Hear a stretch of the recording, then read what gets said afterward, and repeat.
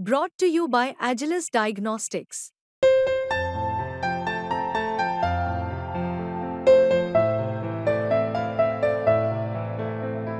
Agilus Diagnostics.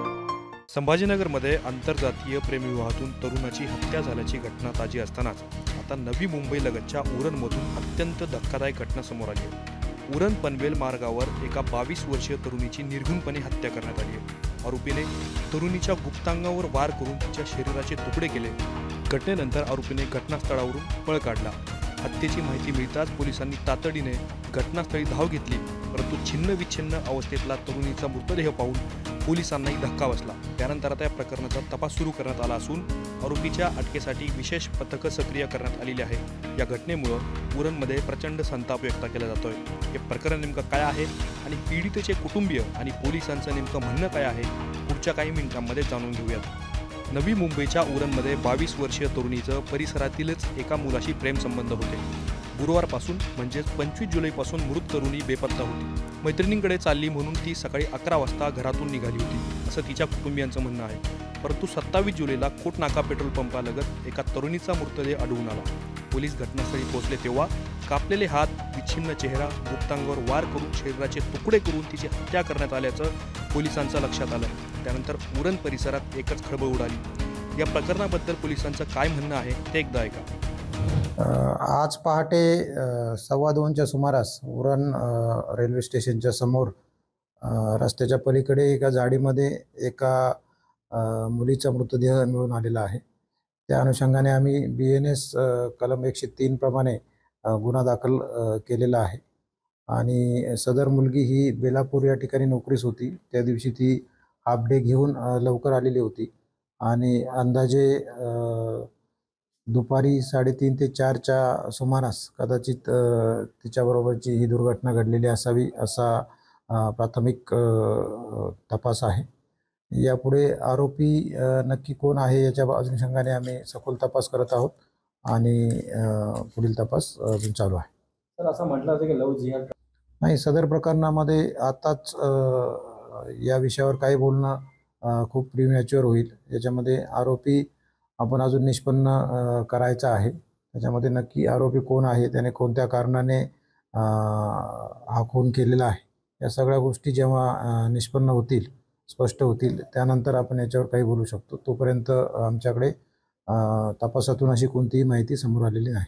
तर किती पथक याच्यात आम्ही एकूण 3 पथक पोलीस स्टेशन आणि डिव्हिजन लेवलचे आहेत. त्याचप्रमाणे क्राईम ब्रांच नवी मुंबई यांनी सुद्धा त्यांचे स्वतंत्र पथक तयार करून वेगवेगळ्या ठिकाणी त्यांच्या माहितीनुसार आढळलेले आहे. आधाराने सांगितलेलं आहे आपल्याला की 25 तारखेला रात्री आपल्याला मिसिंगची माहिती मिळालेली आहे आणि काल दिनांक 26ला घटनेची माहिती मिळालेली आहे आणि यातला जो काही संशयित आहे त्याच्या आपण ट्रॅकवर आहोत.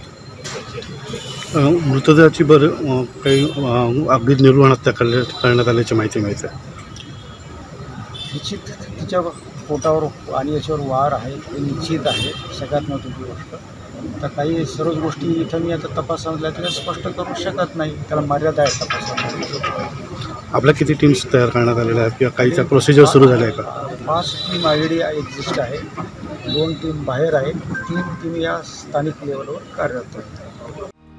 अज्ञात आरोपीने तरुणीची अत्यंत निर्घृणपणे हत्या केल्यानंतर पीडितेच्या कुटुंबियांनी आक्रोश व्यक्त केला आहे. आमच्या मुलीला न्याय मिळावा तसेच आरोपीला फाशीची शिक्षा करावी अशी मागणी पीडितेच्या कुटुंबियांसह शेतकरी कामगार पक्षाच्या महिला पदाधिकाऱ्यांनी केली आहे. तिची पण असं निवडणची आहे, तिला न्याय पाहिजे बस.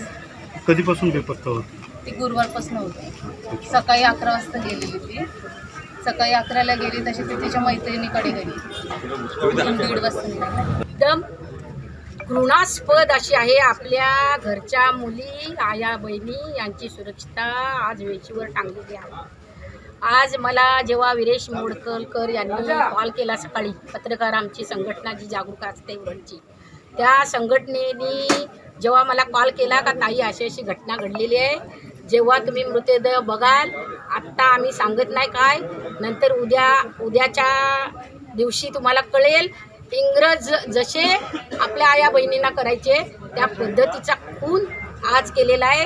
आज त्या मुलीचं जरी त्या मुलावर प्रेम असलेलं असलं तरी त्या जशी घटना घडलेली आहे, आज आम्ही 22 वर्ष पोलीस स्टेशनवर कामं करतोय दक्षता समितीवर, कधी अशी घटना घडलेली नाही उरणमध्ये. अशी घटना घडलेली आहे. आज आपण बघितली त्या मुलीकडे. आज गरीब आमच्या पूर्ण महिला संघटनेचं एकच म्हणणं राहील, त्या मुलाला फाशी झाली पाहिजे. कारण हे ड्रग्स माफिया जे उरणमध्ये आहे, मी जाहीरपणे सांगत आहे, या ड्रग्स घेऊनच हा खून केलेला आहे. कारण जर या प्रकारे तुम्ही उद्याच्या पेपरला वाचाल की या प्रकार असा घडू शकते उरणमध्ये, हा आपल्या इंग्रजांमध्ये आम्ही त्या फिल्ममध्ये बघायचो, आजोबांकडून ऐकायचो, या प्रकारे त्यांनी खून केलेला आहे. जरी तो प्रेम करत असला तिच्यावर, मग या प्रकारे त्या प्रेमिकेचा कसा काय खून करू शकतो? अख्ख्या फॅमिलीला माझी मागणी एकच राहील, अख्ख्या फॅमिलीला पहिल्यांदा जेलबंद करा आणि त्या मुलाला फाशी झाल्याशिवाय आम्ही गप्प बसणार नाही. आत्ताच इथे उरणची सगळे सुज्ञ नागरिक आलेले आहेत आणि त्यांची सगळ्यांची, आमच्या महिला संघटना उरणची पूर्ण महिला संघटनेची मागणी राहील की त्या मुलाला फाशी झाली पाहिजे. आणि जो प्रकार घडत आहे, कारण पोलिसांचं काम करत आहेत, परंतु हे ड्रग्ज माफिया, कारण बरेचसे उरणमध्ये जर आपण बघितले खून झालेले आहेत, ते ड्रग्ज माफियांनीच केलेले असावेत किंवा ड्रग्ज घेऊनच केलेले आहेत. त्याच्यामुळे प्रत्येक उरणच्या सलूनमध्येही आपण चाचपणी केली पाहिजे. कारण हे ड्रग माफिया कुठे राहतात, आपल्या मुलांना शाळा कॉलेजेसमध्ये पूर्ण पोलिसांनी बंदोबस्त ठेवला पाहिजे. मुलं आपली ड्रग्स घेऊन आहारी जातात, असे प्रकार आम्ही दक्षता समितीवर काम केल्यामुळे आमच्याकडे येत आहेत. ह्यामुळे हे प्रकार घडतात, त्याचा आधी बंदोबस्त केला पाहिजे आणि त्या मुलाला फाशी झाल्याशिवाय आम्ही गप्प बसणार नाही. पूर्ण उरण नाही, महाराष्ट्र इथे उरणमध्ये आम्ही आणू. उरण पोलिसांकडून आरोपीचा शोध सुरू असून या प्रकरणाचा तपास सुरू आहे. घडलेल्या या प्रकाराबद्दल तुम्हाला काय वाटतं हे आम्हाला कमेंट बॉक्समध्ये नक्की कळवा. असेच माहितीपूर्ण व्हिडिओ पाहण्यासाठी मुंबई तकच्या यूट्यूब चॅनलला सबस्क्राईब करायला विसरू नका.